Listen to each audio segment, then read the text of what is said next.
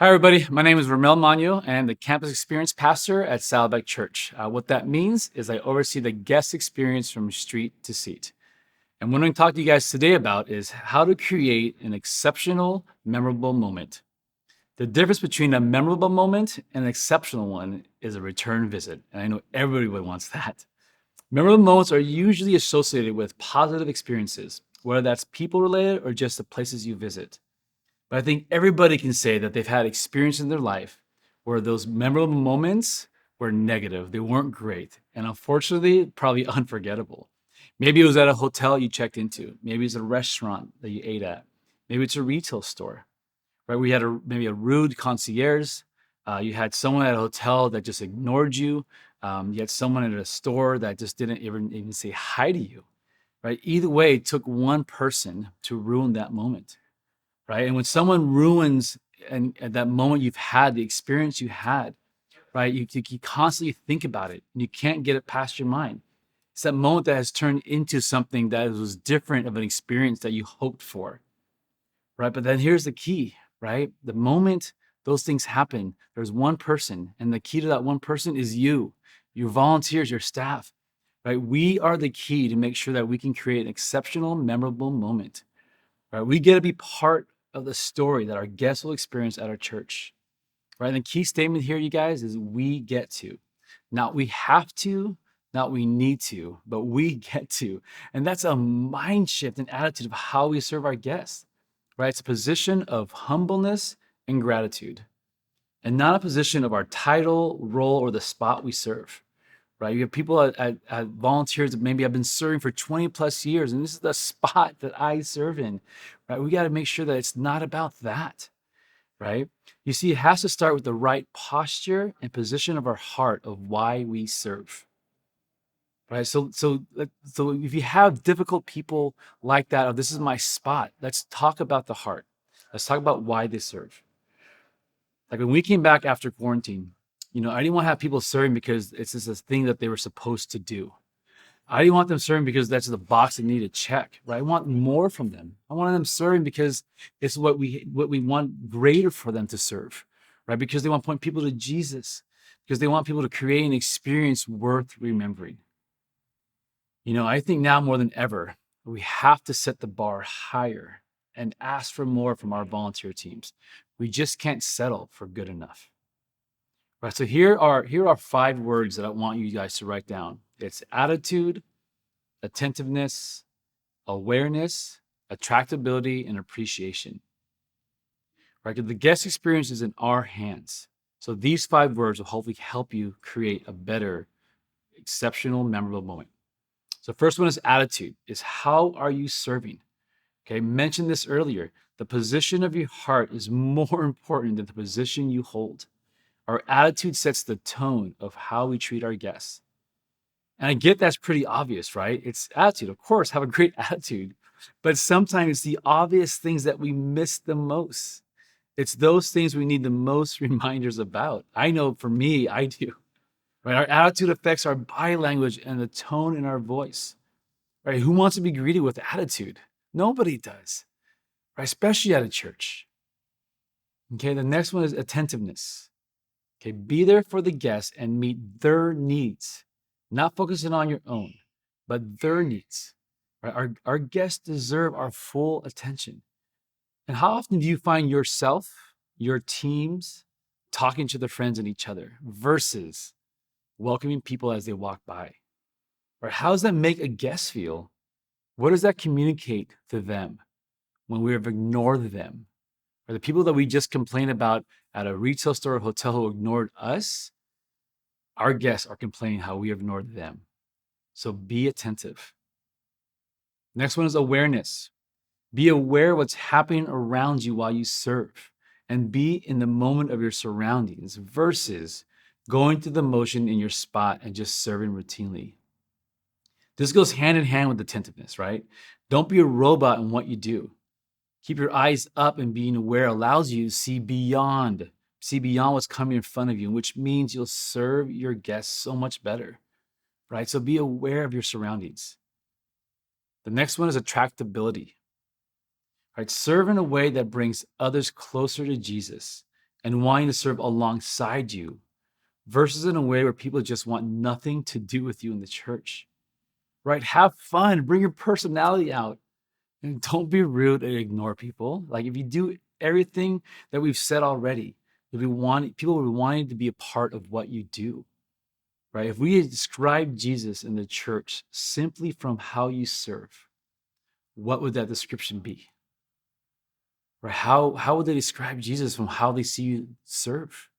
If you ignored somebody, if you weren't paying attention to them, if you weren't being attentive, if you wouldn't have the right attitude, like that is how we represent Jesus to them, someone who's new and unchurched, visiting for the first time. That's how they see it, right? So be attractable to others. So they want to be a part of your church and part of what you do. The next one is appreciation. Serve with a thankful heart, right? It's what I mentioned earlier that we get to do this versus we have to do this. But I feel like there was a different sense of appreciation the moment we all went back to meeting in person, right? We not only miss seeing each other, but we all miss serving, right? Let's not take that for granted again and remember what it felt like to not serve for so long, to always have that thankful heart to serve. Right? Do you remember those? When people started serving again, people started walking in, it's like, oh my gosh, it's so great to see you. Their attitude and how they said that was different than before. So let's remind people the appreciation we have for serving. When you have an appreciation in what you do, right, it comes on how you serve. So another way that we helps create exceptional, memorable moments for our guests is making it personal. And this is one a big one for me, guys, making things personal. I changed a lot of the way I train because of this. You might make things more personal and relatable to people versus just kind of doing the same vision and statements and things that they have to do. I try to make things personal for our teams. So we know that every guest has a story before walking onto our church campus. And I already mentioned that we get to play a part of that story, right? The moment they're there. Now, there are three parts to every story: the beginning, middle, and end. And within every story, there are peak moments that can either be the best or the worst experience that they've had. And for us at Saddleback, we have three ways that we play a part of their story: the people side of things, the place, and the things. The people are our guest services, all the volunteers. The places were the areas and spaces we create for connection and community to happen. And the things are all the signage, wayfinding, the look and feel stuff that we have on campus. Okay, but before we get into how we play a part, before we talk about that, you have to understand our guest. You have to know who's coming to your church, but more specifically, who are you targeting? Every guest, every guest, good or bad, will have some kind of emotion before coming to your church and while they're at your church. Right? As they enter the building during worship, listening to the message, or on the way out, or they have emotions. And we can't control their emotion of what feeling they have before they come to us that day, but we can help change it and change their experience while they're there. Good or bad, we can help change that experience. We have to care more about their emotions and where they're at than just serving them routinely like it's just an ordinary day. We know it's not an ordinary day. And I believe the moment we try to understand our guest is the moment we serve them best, right? The moment we try to understand them, right, best, and we're going to best serve them through that. And what I mean, because obviously you're not going to know all of your guests and their stories. Right? The guests that we focus on at Saddleback Church are the first-time visitors, but more specifically, the unchurched. Right? And again, since we don't know everyone who is coming to our church, we're going to try and treat each guest like they are the unchurched first-time visitor. In order for your team to help create exceptional, memorable moments, they need to think like the unchurched first-time visitor. And there's no doubt that your unchurched first-time guests are processing everything they see, hear, touch, and smell, and doing it differently than we are. Right? They're trying to figure out who fits with whom, who does what does this mean, what does that mean, and how does this work? Right? There are so many potential emotions and feelings involved in our guest. Every word, every image, every nuance is interpreted, dissected, replayed over and over as they try to determine what kind of church you are. And this is a hard concept for some of us who maybe grew up at church, right? They grew up at a church, and they've been in ministry for a long time. Maybe we can't understand or know what an unchurched first timer feels like. But that just means we have to work harder to gain that perspective, because that unchurched first timer is who we should be caring about. So several years back, I was training our leaders and we talked about this, what I called all about the one. Who is the one person's life you're going to change today? And went into this whole thing about defining the one, who that person is. So we define it as someone who is obviously unchurched, like I talked about. Maybe they grew up a different religion, like myself. They had a bad experience growing up at church, like myself. Or maybe they just flat out hate us and they're atheists, but for some reason, they ended up at your church that day. Right? I want you to think about someone like that. Maybe I described you or someone on your team. So think about though those emotions and feelings from that type of person I just described, right? Those feelings are not of excitement, right? If you are unchurched, first time, don't like us much, you don't have an excitement feeling of finally I'm here after someone invited you for so long. Like you don't have an excitement like that. You have anxiety, you've got fear, your palms are sweating. Those emotions that are all happening aren't great, right? In order to create an exceptional, memorable moment for these type of guests, we need to break down the walls that they have coming into this. Yeah, we can't be so routine and focusing on our duty of the role that we forget about the story behind the guests.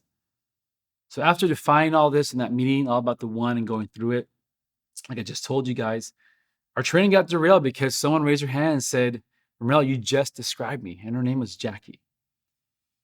You guys, I would not believe this if I didn't hear it firsthand, but Jackie said that she drove around Saddleback Church every Sunday at 9 a.m. for 6 months. Right? She got ready, had the mindset of attending church, but she just couldn't get out of herself to get out of her car for 6 months until one day she did. She said for some reason that day she felt enough courage to get out and attend church. That day, a group of ushers welcomed her in so well that they created an exceptional, memorable moment for her that she came back again. And it was such a great experience. She came back again and again, where eventually she started serving with them and became a leader. Right. And that's a changed life, you guys, because of a moment that happened that was exceptional for Jackie. But what if they didn't serve her well that day and they didn't create an exceptional memorable moment that was a positive one? Do you think she would have drove around for another 6 months? We had one shot at her and we came through, but that's not always the case. We know that we have missed opportunities and created bad, memorable moments for people. So since that story, we put her name to that one and made it personal. What if that was Jackie you just ignored? What if that was Jackie you just yelled at in the parking lot because they went the wrong way, because they were lost? What if that was Jackie that you didn't take an extra minute with? What would have happened to Jackie? You guys, I don't want to know what happened to Jackie if that happened in that way. Or it kills me already to know that we have Jackies out there that we didn't serve well, that we didn't create a positive, memorable moment for. So I challenge you to talk to each other and find out who is your Jackie on your team.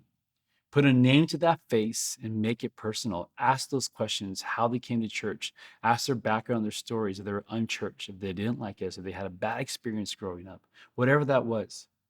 Right? We have someone, guys, that's in your teams that possibly has that story. Now, we also know that every guest coming in is someone that we all been praying for to come to church one day. We all have someone, right? Whether that's been a friend or a family or a neighbor, it's been 5 years, 10 years, whatever that is.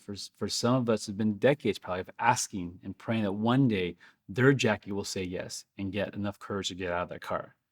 One day their person will finally step foot at a church. And just like Jackie, we have one shot to make that first impression and create an exceptional, memorable moment for their person. All volunteers need to put that person's name and face on each person they greet and engage with, like it's their Jackie, like it's their someone.